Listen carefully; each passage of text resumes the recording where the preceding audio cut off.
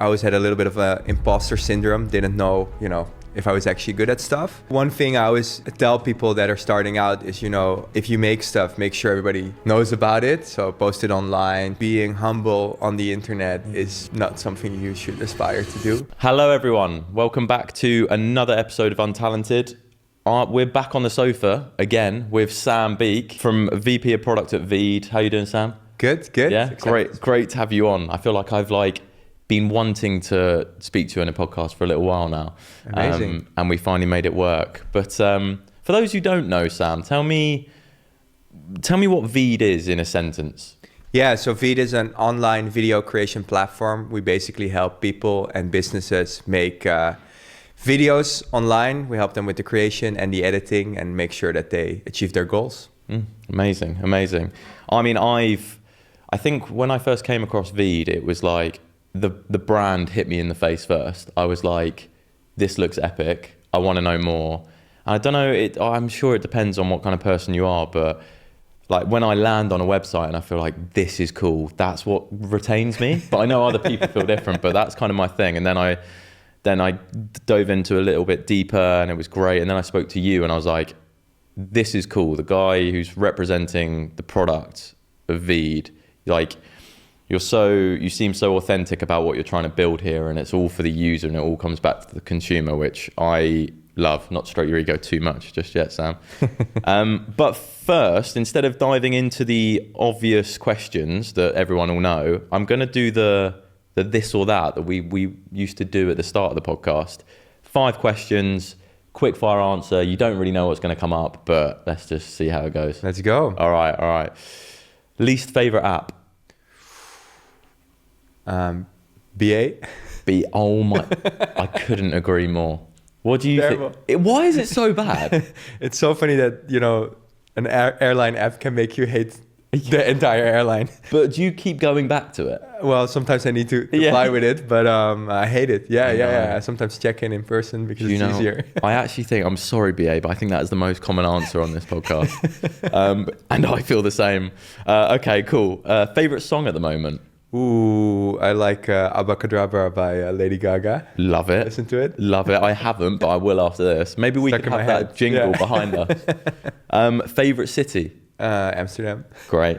That is where Sam's from, everyone, just so we know. Sweet or savory? Savory, yeah. Cool. Favorite app? And you can't say Veed. No, okay. Right now, I love this email app. It's called Shortwave. Shortwave? Yeah, it's incredible.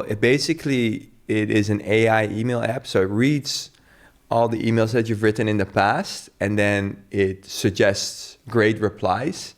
No way. And you can give it some guidance too. So let's say you say, hey, Sam, you want to hang out tomorrow? And I'm like, I can't, but I can Friday. I type in, I can't, but I can Friday. And then it sends this really beautiful, polished email that's very polite. What's it called? It's called Shortwave. Yeah. Okay. I'm a big fan. I'm writing that down because I feel like that could change my life, actually.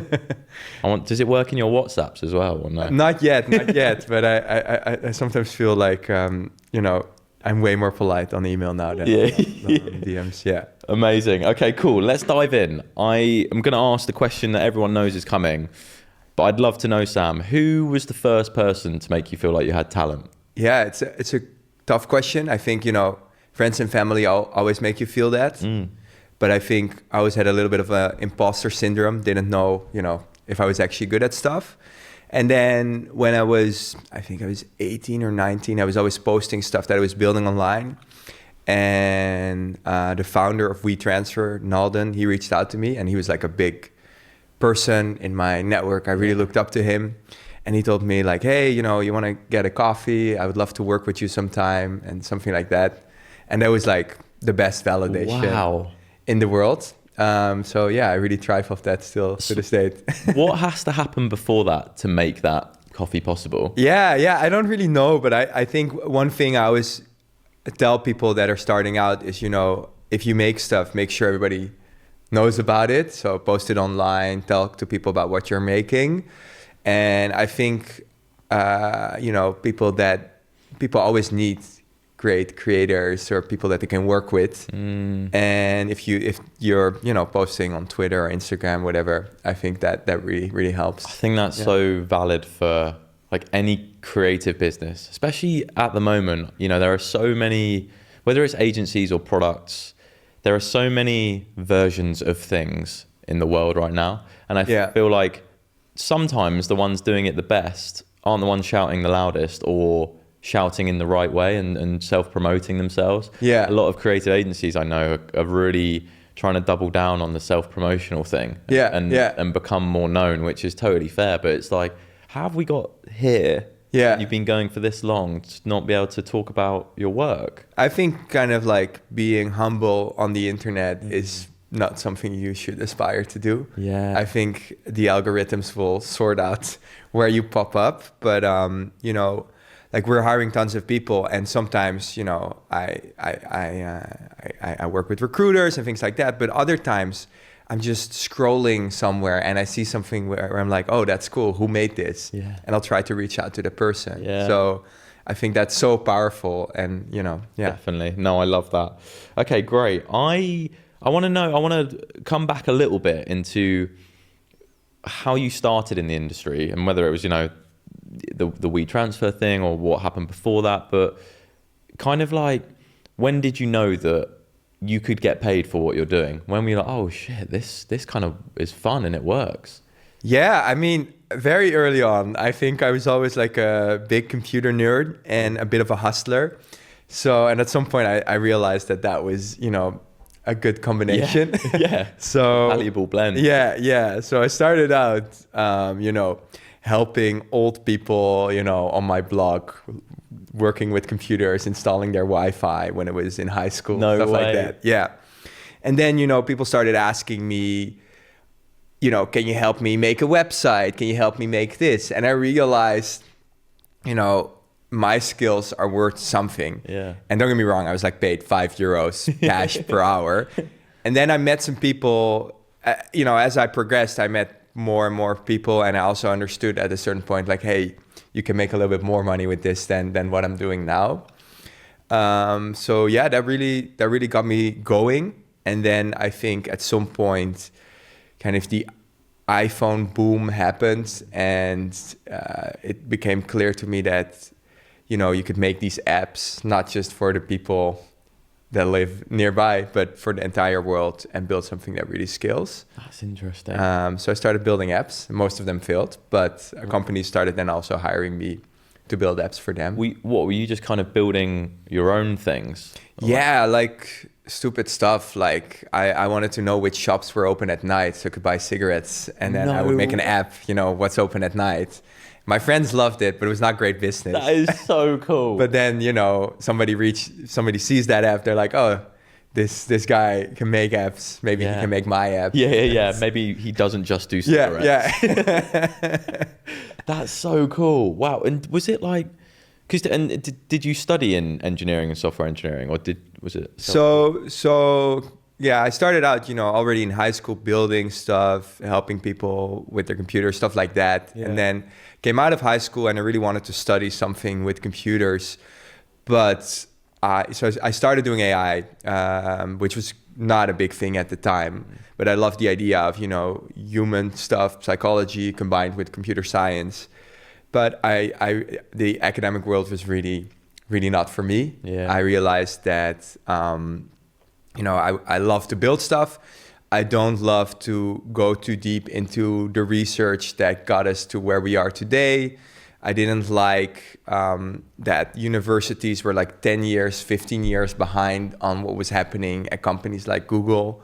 So at a certain point, I think I was 6 months in, so not very far in. Yeah. I was like, okay, I can either, you know, work in the industry for a couple of years, or I can do this study and set a reminder for myself for 3 years to kind of look at where I would be if I had finished. Yeah. And then I just dropped out. And I don't know if I've ever received a reminder, but I don't regret it at all. I kind of love that because, and agree. I think so many people, I don't know if it's a comfort thing or it's just the norm to do those years and do the studying, but really it's like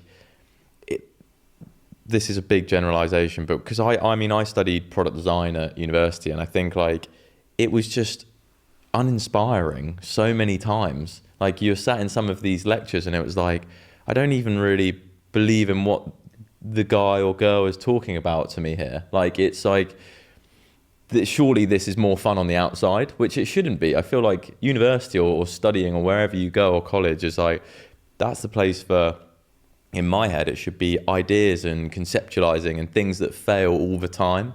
But it kind of is like how I got taken through anyway, was like, do it like this so that you can come out looking like this. Yeah, I completely agree. I think that's a big flaw. I think if I were to design my own university, it would be like a hackathon forever. Yeah. And just give people all the supplies and things that they need to build. I think art schools actually do this quite well with providing like spaces where people can get creative. But I think most education that I know of right now is very strict and very and also the teachers, I hate to say it, like they're often not the people that would be the best in the industry. Yeah. So I think for the things I'm really into, I think it's really hard to learn it in the academic world and then become a great player in the industry. I think it's easier to learn it in the industry. Yeah. Okay, so I'm kind of I feel like I know what you're going to say here, but what's the thing that energizes you every day? Like, what's the thing that kind of keeps you coming back?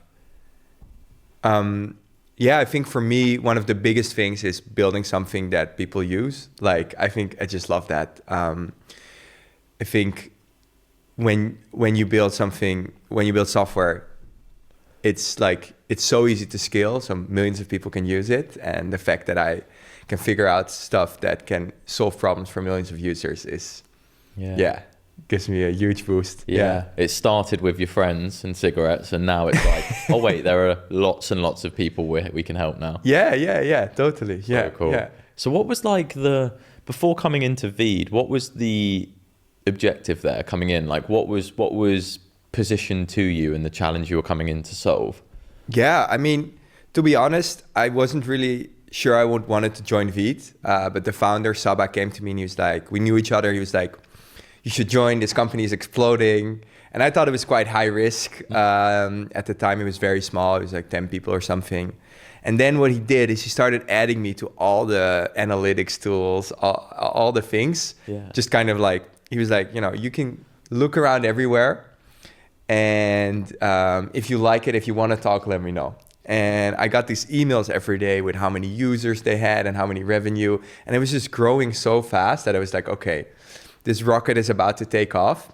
They've built an incredible growth engine. But if I look at the product and if I play with the product, to be honest, it kind of sucks. So I felt like what I knew and what I'm good at, I could really bring to the company and I could really fill that gap.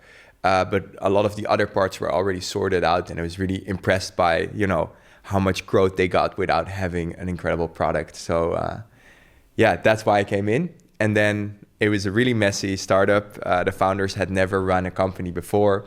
So I think in one of my first weeks, I was like, do we have teams? And everybody was like, no, I don't think we need teams. So I had to convince people along the way, we need teams, we maybe need managers, an organization. Like, I think it took a while to get to become more of a a well-organized, well-oiled machine. But I think that's it's great to be able to bring that. Yeah. I imagine when they brought you in, they didn't think that they were getting that from you either. They thought it was probably just build a great product person, right?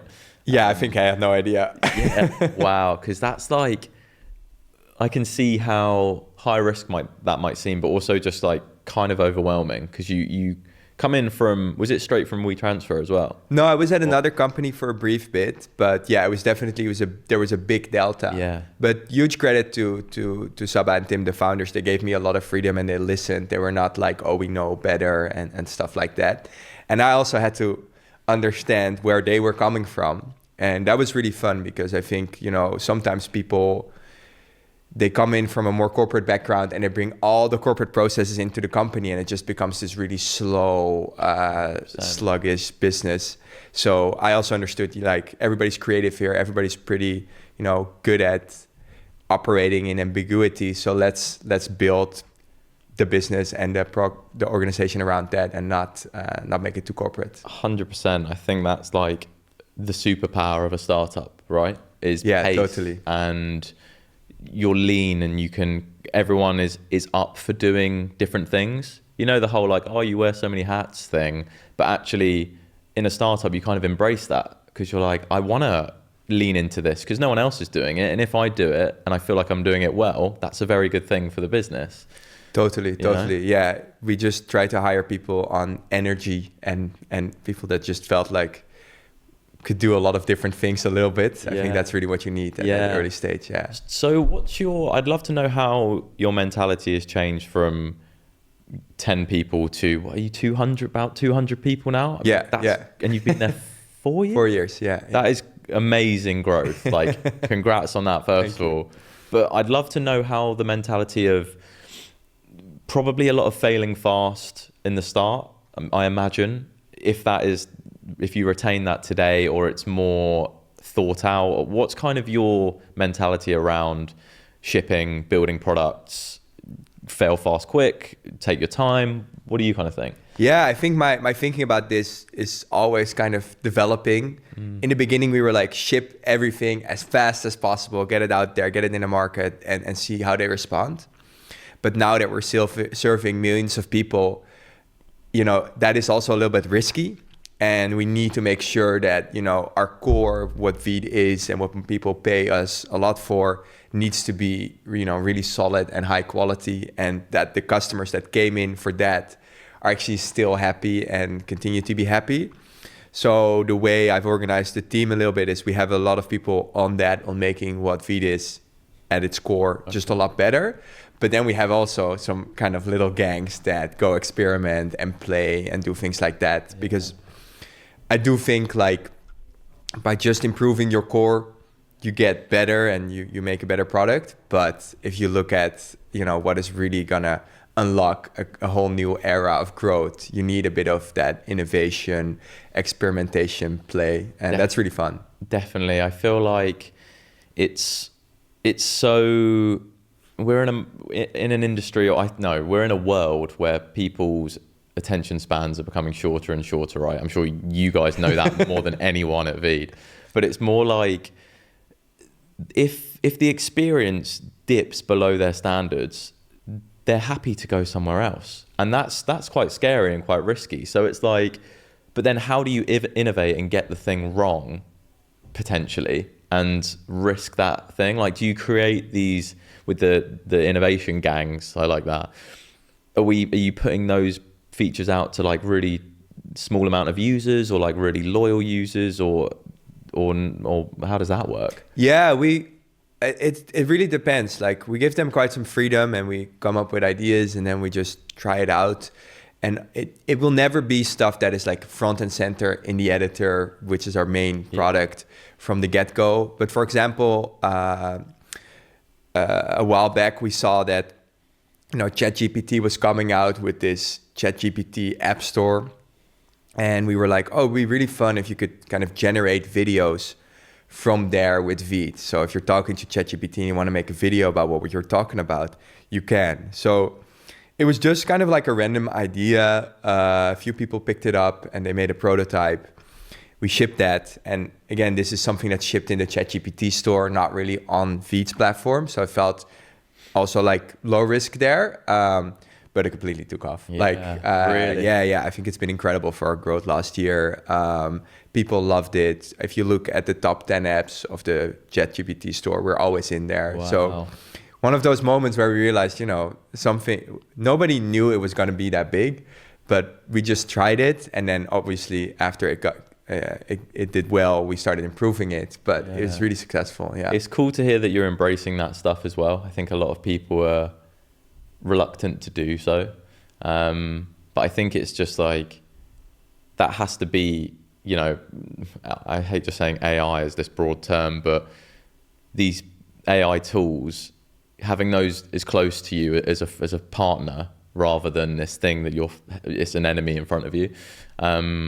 So I really think that's cool. I want to know, like, is there a product that a feature or a product within Veed or maybe previously that you've put out and it's like, and it's gone horribly wrong and you're like, holy shit, pull the thing? I mean, there's been loads of things that we've pulled. Yeah, because, you know, I and this is a problem that happens a lot in podcasts like these. We talk about the success stories, not about the failures. So that ChatGPT app was a success, but for every success, there's like 9 failures. I think, you know, when we at a certain point we were like, oh, Veed is doing really well. How are we gonna go like build multiple products? So one of the things that we were thinking about is like a live streaming product, which sounded really exciting, and I think there's still a lot of potential there. But I think, you know, we started building it. It turned out to be way harder than we thought to build a really solid thing there. Our users were not necessarily also live streamers, so the overlap wasn't as big as we thought. And yeah, it was just really hard to kind of split our focus across multiple things. So in the end, we decided to pull that, even though I was very happy with, you know, where we got to, but it just wasn't the right thing to focus on for the business. But you're right, like that's just as important, because otherwise it's a missed opportunity potentially, you know, like, and also I think if your mentality is we can't fail or we can't potentially pull something that we think is going to do well, then innovation becomes like non-existent. Yeah, it's really hard. You need to, you know, fail and then sometimes pull things out. So and it's hard for the people that have worked on it and put a lot of passion in it. So that's tough. But I also really like, you know, our team is really, you know, living this mentality. So very often when I present a plan or a strategy or an idea for the next year, a lot of people on the team are like, but what are we not doing? What are we deliberately stopping to do? Or where are we going to put less time in? And I think that mentality and that question is really great. So yeah, I think that's really part of how you really grow. Yeah.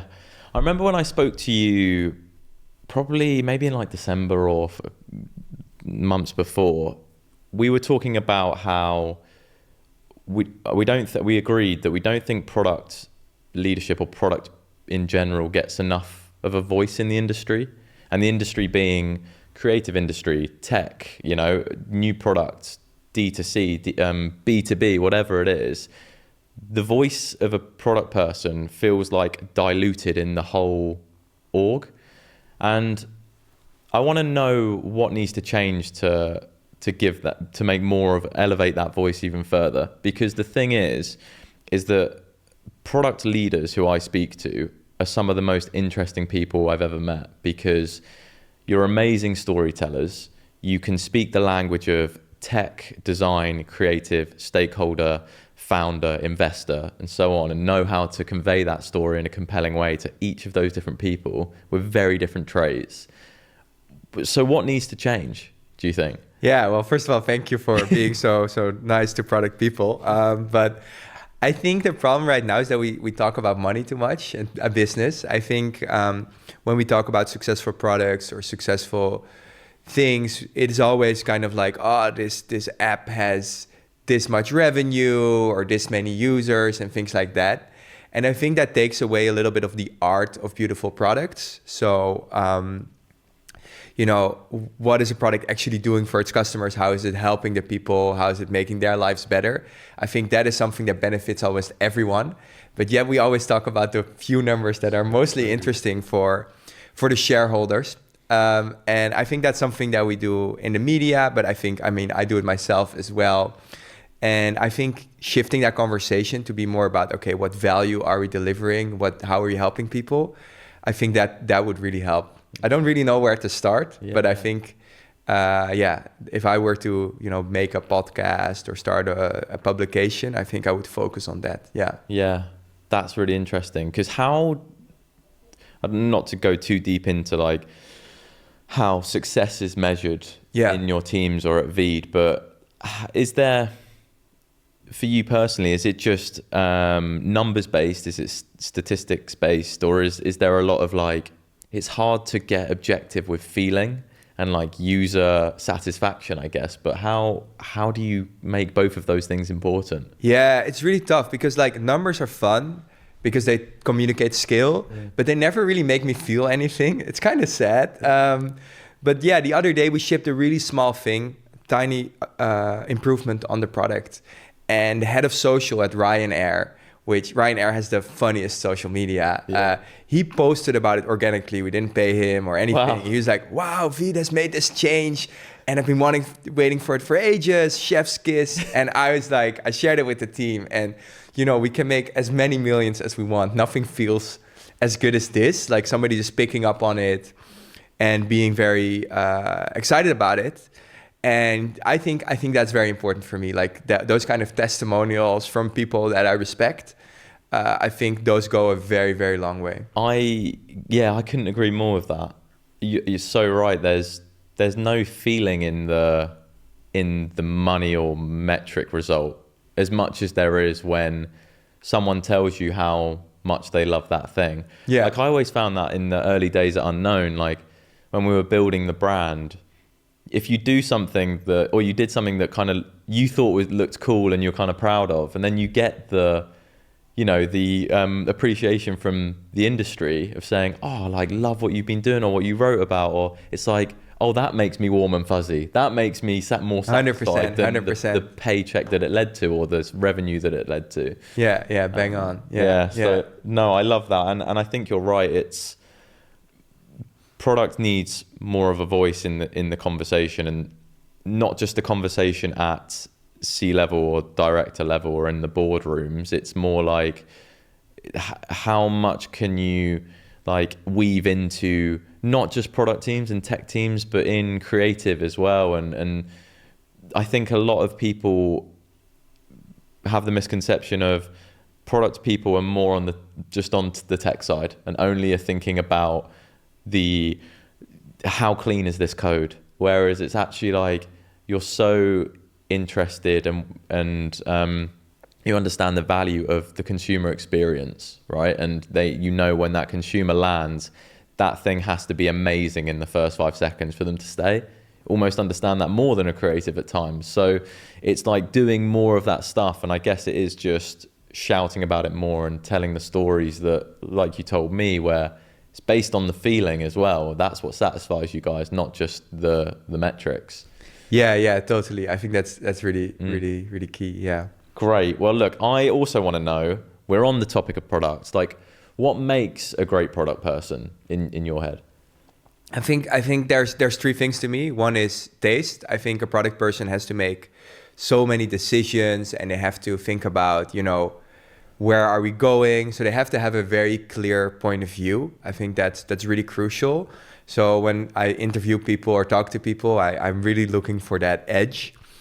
The second thing is they need to be super resourceful, because in product, like it's the weirdest role in the world. Like one day you're in my case, you're product managing like a therapy app, and then the next day you're product managing a video app. Yeah. Completely different world. So you need to be curious and able to figure out, what is that world like. When I joined Veed, I had no idea what was important in video. But now I think I'm an expert because I just spent so much time figuring that out. So I think resourcefulness is really, really key. And then the last thing, I think you mentioned it before today, it's communication. Like you have to be an incredible storyteller. You need to get everybody excited about what you're building. That's way more important than any process or any other thing. And you need to do that by speaking their language. So communication is really, really, really powerful. That's really interesting. And then, but what do you need around you? Like the people around you, forming a product team sounds easy, but do you need very, very good communicators alongside you, or do you need very good delivery executional people? What makes a really good product team? Yeah, in my opinion, it's a few things. You need people that are incredible at execution. I think that's really, really key. But also people that are challenging your ideas, because I think product people, like I said, they have to have taste, they have to have a point of view.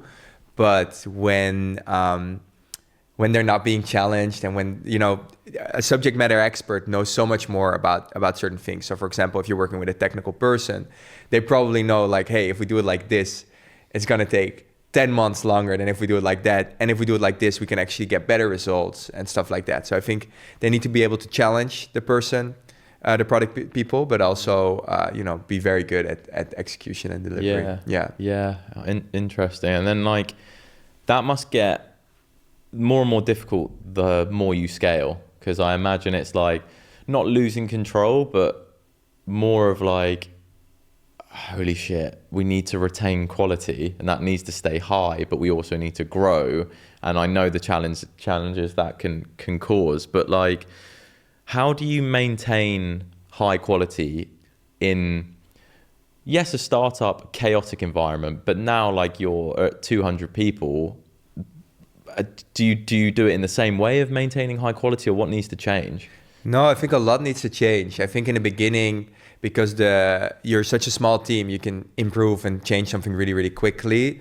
But as you get bigger, you need to have kind of standards of quality. You need to make sure those ideas around it are shared and people challenge each other and review each other's work. So that's something we're very keen on, and it's really hard to scale that really well. But I think that's something that I think larger companies, and as you grow, you really need to figure out, because if you lose it, it will only get worse. Mm-hmm. Like if people start caring less about quality and are not raising the bar, then that's kind of a contagious problem. Yeah. So you really need to focus on that, and make sure people hold each other accountable, and that people are as passionate about it as you are yourself. Yeah. God, yeah, that must be. Is that stressful? Because, well, I imagine it is, but quality, to remain at high quality, but consistently keeping up with changes that are going on. Like, how do you stay ahead? Like, how do you?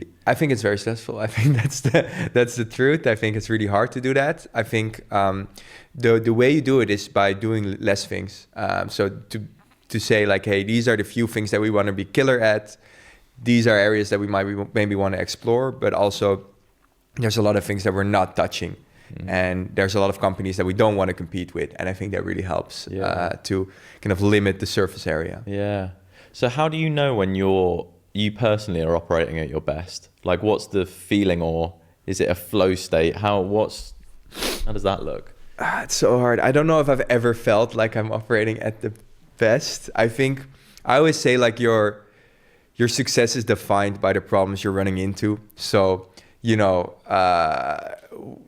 I always feel like there's new problems coming to me, but maybe they are different problems than they were before, and that meant that I've improved. Yeah. So an example is that maybe in the beginning when I joined Veed, there were complaints about us not shipping fast enough, and then later on the complaints were about quality. That means we're shipping fast enough, but nobody will ever tell you. So I think that's so I guess the problems that I'm facing help me understand that I'm progressing. I think personally, I sometimes just feel really good, and I don't really know when that exactly happens, but you can kind of feel it in your body that things are working out and you're doing really well, and that's a great feeling. Yeah. I recognize that often more in sports than at work, but when you're going for a run and you got a few maybe 20 minutes in, you feel like you're kind of on autopilot and things are going well. Yeah. Sometimes I have that feeling at work, and that makes me feel really, really good. Yeah, that's so cool. I was chatting with someone last week actually at a big fintech in New York, and he was saying the team, when he knows he's operating well or at his best, is you walk into a room and you feel the energy from the people around you, that they're coming up to you and they're sharing not only like ideas and problems with you, but also like the celebrating moments and the great things that are happening. And I feel like that's when you look around and feel like people are having fun here. They're passionate about what they're doing because they're coming up to me and talking about what they've done or what they want to do. That's like a really cool moment as a leader, because sometimes when you're operating at your best as a leader, it's not you doing the thing, it's the people around you that are making that thing possible and wanting to talk about it. Yeah, I love that answer. I think it's a way better answer than I have. No. But I think one of the things that I've noticed in transitioning to being a leader is that you're not really building a product anymore. You're kind of building the product, maybe the team is the product that you're building, and then they're building the product. Cool. And I think what your friend said is so spot on. Like when that is working, that is very, very energizing. Yeah. I also love sometimes, you know, to go on vacation and then to come back and see all the things that people have done without me. And also, especially when there was decisions made that, you know, I feel maybe worried about, and they made the right decisions. That's cool. The best feeling in the world. So cool. So then it's a good segue into what makes a good leadership team. Like, how do you know, for you personally, that you're surrounded by the right leadership team to get you more energized and allow you to do your best work? Yeah, I think a leadership team, there's kind of two things that I think are so important. One is they need to be able to provide clarity. I think a lot of people are looking for clarity. They don't want to be told exactly what to do, but at least get enough direction. And I think we sometimes underestimate how important that is. So, you know, be clear, but also very much be consistent. Like if that story is changing every other week, then that's not really providing that clarity. But if you're you can, in simple terms, describe what needs to be done, what's important, what is valued, then you're a great leader. And then the other thing, I think, especially in tech, you know, the environment is always changing. People are growing really fast, which is so exciting to see. And I think great leaders, they help, they kind of celebrate that, and they help people get there. They challenge people at all times. Like, I think, you know, when you're talking to your manager and your leader and they're not telling you what you can be better at, they're just telling you, yeah, you're doing great. I think you're not dealing with somebody that can really help you thrive, because you always need to get better. Yeah, it's so true. Like, I forgot what the quote is, but it's essentially being nice isn't the way to make someone better. Yeah, like being nice is kind of being mean. Totally. And one thing that I learned kind of the hard way at Veed is that also, as a manager or a leader, people often spend most time on their poor performers.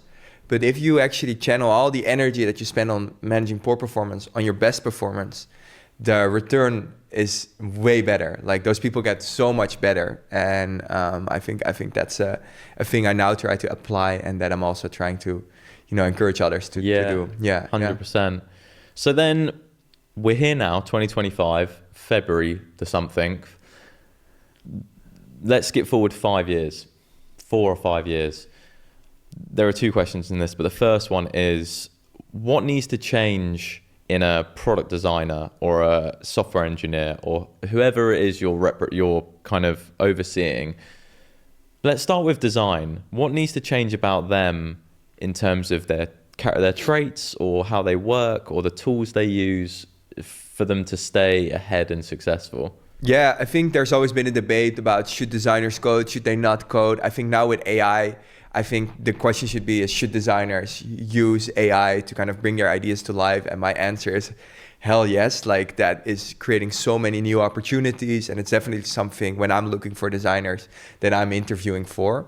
So, you know, using tools to maybe make that idea that you have into a prototype that people can use, or turn it into a real app, that's not that hard anymore. And I think that is something that I think if you can do that, you're just miles ahead of other people. And I think the role of design is often to make something as tangible as possible so that we can have a discussion about it and make a decision about it. And I think with the tools that are available today, that is, you know, easier than ever, and, you know, you can make more compelling stuff than ever.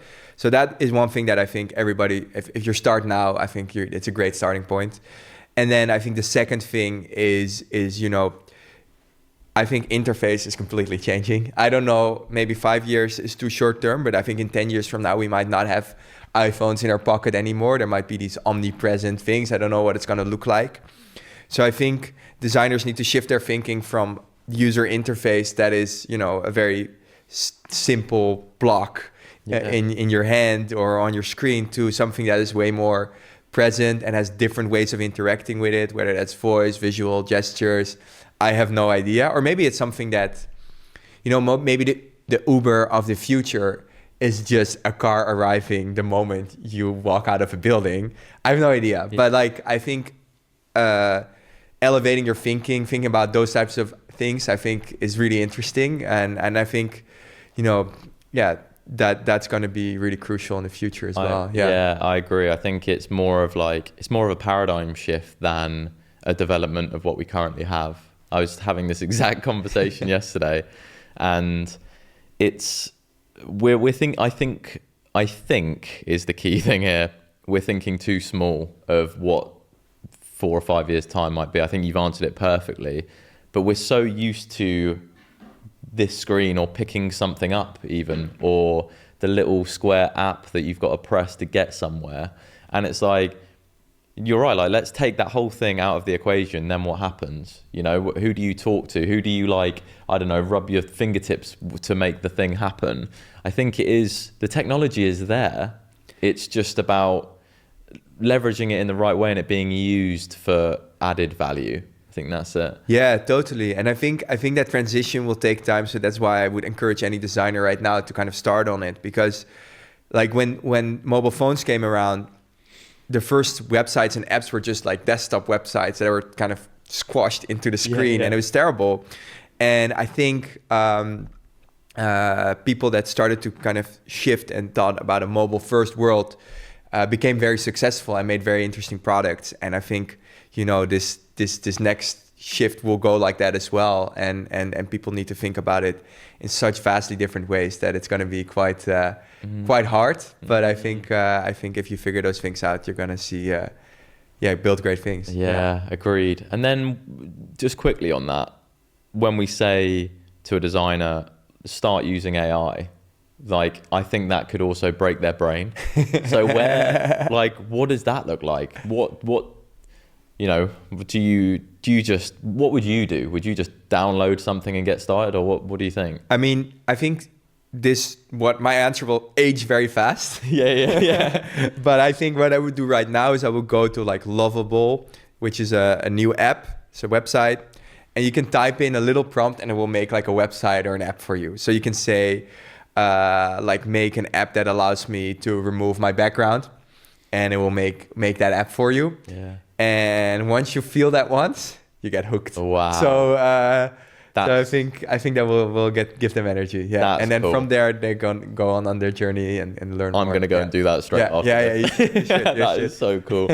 Okay, and then what about for Veed? Like where I feel like 5 years feels quite far away, and I know that yes, there's some North Star goals involved in your board meetings and stakeholder meetings, but what's kind of in the next year, where do we want to be with Veed? What will have changed? Well, I think one of the things that I find that gives me a lot of energy about Veed is that if you think about it, the reason that we're using so much text on computers is not necessarily because text is great. It's just that internet was too slow to transfer videos. We didn't have cameras on computers. We had these keyboards and mouses, so that's how we used computers. But I think most people love to learn from video more. They love to communicate through video more. I think video chat is way more popular than just going on WhatsApp. So I think the world is becoming more and more video first.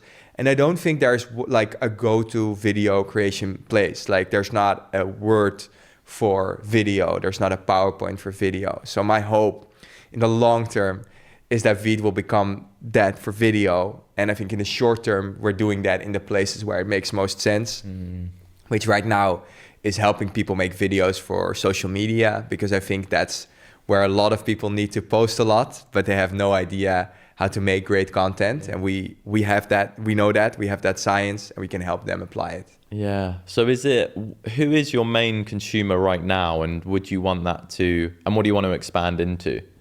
Yeah, so first we were like, we're for everyone. Yeah. And building for everyone is terrible. So now we're much more zoomed in. So we're way more focused on helping learning and development in enterprises, because those teams often don't really know how to make videos, but everybody wants to learn through video. And we're also really, really focused on marketing. That's just one of the places where video is the most important.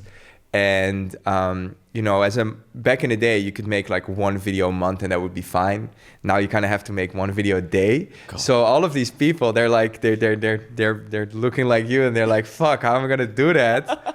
And we will help them with AI and all these things and all the tools that we have to make great content. Yeah. So that's really where we're seeing most potential right now. I mean, I feel that with you guys. It's a video is not enough anymore, is it either? Like, it feels like, how do we make the thing more compelling or more engaging, which a lot of places that can't happen, let alone me trying to do that myself, you know? It's like, how can we, I can imagine you're constantly thinking of, how do you gamify this video to make it even more engaging, especially the L&D stuff, right? Like, yeah, totally. So we spend a lot of time on this. So we know a lot about the science of great videos. For example, you know, you need to do a lot of enticing things in the first few seconds to kind of make sure that people are actually stopping to scroll and get put their attention towards it. And then you got to keep them engaged throughout the video. And what we noticed is that most video tools, they allow you to make anything you want, but they don't help you make that engaging video. So the way we're designing Veed right now and thinking about Veed is like, how can we give you, without you knowing what is important, we'll make the video more engaging. And I think that's been quite successful, because people, when they make a video through Veed and they post it, they get likes, they get comments, they get whatever they need. And then they come back and they're like, okay, I want to make another one. So that's been really, really interesting, because I think a lot of people have the wrong ideas about what's making a good video. So an example is like, people want to have a logo at the beginning of their video. Let me tell you, putting the logo big at the beginning of your video is the worst way to start a video on social media. Everybody will just scroll away because they think it's an ad. I know, we've done that before. Yeah, everybody's done it. But it's like one of these things that looks professional, but just doesn't help you achieve your goal. So we realized that, and you know, if you do that on Veed, we'll try to help you not to do it. That's so interesting, because, and I feel like, again, what Veed sounds like it's really, really good for is like making you think 5 degrees away from what is the normal thing to do, you know? And it is that. I feel like everyone's victim to falling into the old habits or what the competitor is doing, the direct competitor. And I heard from someone recently, it was like, he's a content creator for running. And he was like, when I make content, I try and look at anything but other runners. Like, I look at art and music and live events and all this other stuff. And that sounds so weird to so many people, but I get it, because you're just bringing in really, really cool, satisfying things from neighboring industries that like you can bring to that thing, which no one thought you could, because it's like, that's not how you would do that. I think that's a great idea. I think, I think if you want to be a great creator, you have to be very authentic. And I think most people, they care less about the subject of your video than you think, and more about the creativity and the human aspect of it. We also see in Veed that videos that have a real person in it talking to the camera, those are by far the most successful videos. Really? So people just really want to hear other people's stories, and I think that that makes me quite hopeful about the future. Actually, that's cool. So what if you're unknown now? You're us. You are part of us. What would you do as this is more just for any business in an industry that they're trying to stand out in. Like, where would you start with Veed, but being unknown, for example? Yeah, I think doing this is a really great start, to be honest. I think, I believe that most brands will need to communicate through video. And the way to start is really just making that first video. And then that first video is going to suck. Second video is going to suck, but number 10 will be a little bit better. And, you know, you build it up from there. I think a lot of people in this more digital, anonymous world, they want to connect to other people and talk to them. So I think making videos is a great way for you to kind of tell your story to a larger audience and making a connection. It's not a physical connection, but it's working quite well. So definitely would start there. And I think, you know, as a company, you often have a lot of people that you're interacting with, a lot of interesting things to tell, and just put it out there. And then I think the second thing is keep that very, very short. So I think any video over a minute is too long. So we'll chop this one up quite a lot. Definitely. Maybe we can put it to Veed. You should. Wow. Okay, look, Sam, I know we are running out of time. My final question is a bit more around, we've talked about staying ahead and staying relevant, but I also want to know from a creative point of view, how you continue to come up with amazing ideas. Like, is it a space that you create in a team? Is it you weaving in with a creative team to really like go a bit wild and then reel in ideas? How does that kind of work in a tech business? Yeah, I think lots of different businesses do it in different ways. The thing that always hurts me the most if I see it is people hiring consultants to come up with their creative ideas and strategy. I don't know, breaks my heart. I think every tech business has so many fascinating people. So that's definitely a no-go. And then how you do it, I think for me, I think providing the space, saying, so for example, always when somebody shares an idea, make sure that it's celebrated. Even if it's a terrible idea, make sure it's celebrated. And then giving people room to play. So what we do often is we organize these hackathons, get the whole team together. They can all work on an idea that they want to work on. And the funny thing is, like, some of the best ideas and some of the coolest things we're doing in Veed come out of that type of experimentation. So, and we don't give them any direction, or sometimes a minor direction, like it has something to do with video, something like that, or maybe try to use some AI. But like, it's really keep it as free as possible. That generates tons of ideas. So that's one thing we do. Another thing we do is we spend a week every 6 months in which we go think a bit more ahead and we concept about the future. The whole company? Right now it's mostly product and design, but it's definitely something I would want to do more widely because, for example, our sales team, whenever I speak to them, they have great ideas, but they sometimes not reach the people that can actually execute on them. So that's another thing. And then I think the last thing, I think, at least for me, inspiration can come from anywhere. So I always really encourage people, you don't have to be at work just coding, just designing or something like that.